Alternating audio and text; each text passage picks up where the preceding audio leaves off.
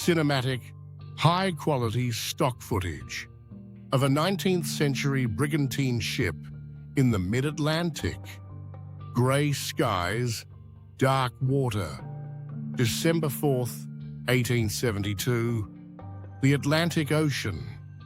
The merchant vessel Dei Gratia is slicing through the swell, en route to Gibraltar.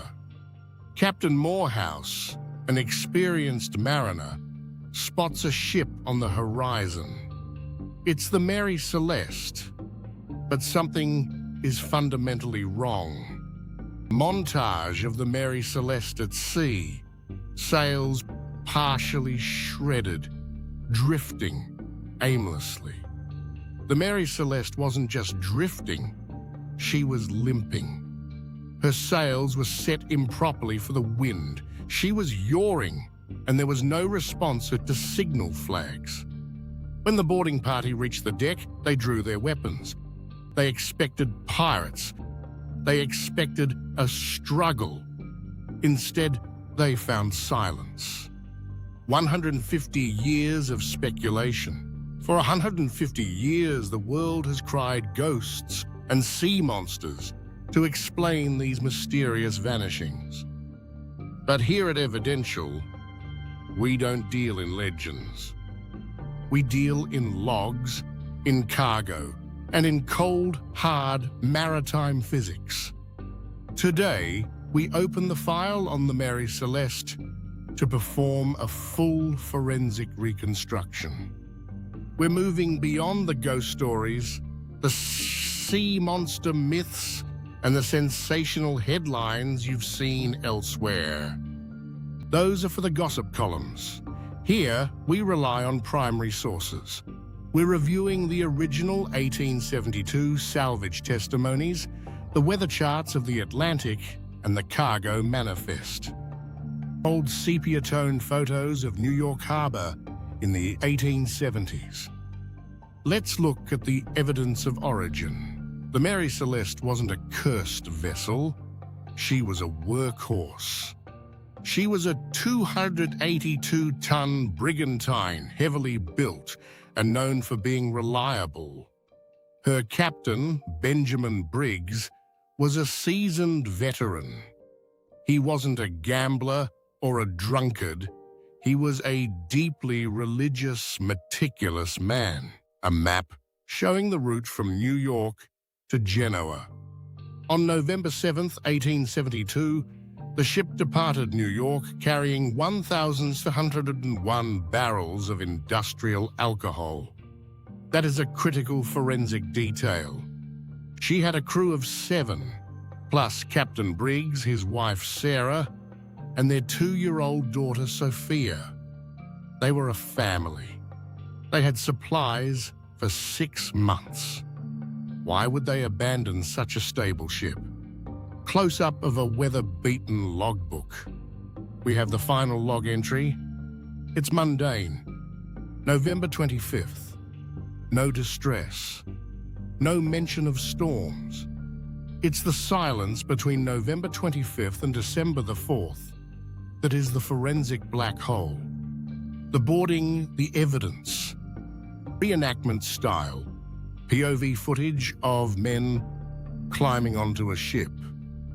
When the Dei Gratia crew boarded, the forensic state of the ship was puzzling. The ship was seaworthy. There was no water in the hold that couldn't be handled by the pumps. The cargo? Aside from 9 missing barrels, it was intact. What was found? What was missing? The personal belongings of the crew were in their cabins. Pipes, tobacco, heavy coats, all left behind. But the lifeboat? That was gone. This is the key. The crew didn't leave because of an attack. They left because they felt they had to. Zoom in on a sextant and navigation charts on a table. The ship's compass had been dismantled. The sextant was missing. They didn't flee in a panic. They conducted a calculated, albeit rapid, evacuation. They took the instruments they needed to survive. They thought they were leaving the ship to save their lives. The forensic theory, the alcohol hypothesis, animated diagram of a ship's hold, show fumes, represented by hazy gas clouds rising from barrels.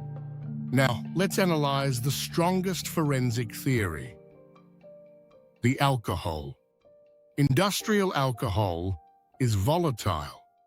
If the cargo had begun to leak, the hold would have filled with explosive, invisible vapors. A small internal puff of pressure graphic inside the hold. If Captain Briggs smelled the fumes, he would have feared the Mary Celeste was a floating bomb. A small ignition, a spark from the hatch, could cause a pressure wave blast. No fire, just a massive thump that blows the hatches off. The crew on the lifeboat, looking back at the ship. If the explosion happened, Briggs would order everyone into the lifeboat to wait for the fumes to dissipate. But the rope connecting the boat to the ship likely snapped or was cut during a storm. The Mary Celeste, an excellent sailor, caught the wind and sailed away, leaving the crew, the family, and the lifeboat adrift in the vast Atlantic. The verdict and the archive, a final shot of the empty ship on the ocean. Forensic science offers a logical chain: a leak, a fear of explosion, an emergency evacuation, and a severed tow line. It's not supernatural, it's tragic. It's human error, meeting maritime physics. Post or text prompt asking for comments. But the evidence is never 100% complete. There are still skeptics who point to the missing log pages. What do you think? Was it the alcohol fumes or something else? We've reviewed the timeline. We've reviewed the cargo. Now the archive is open to you.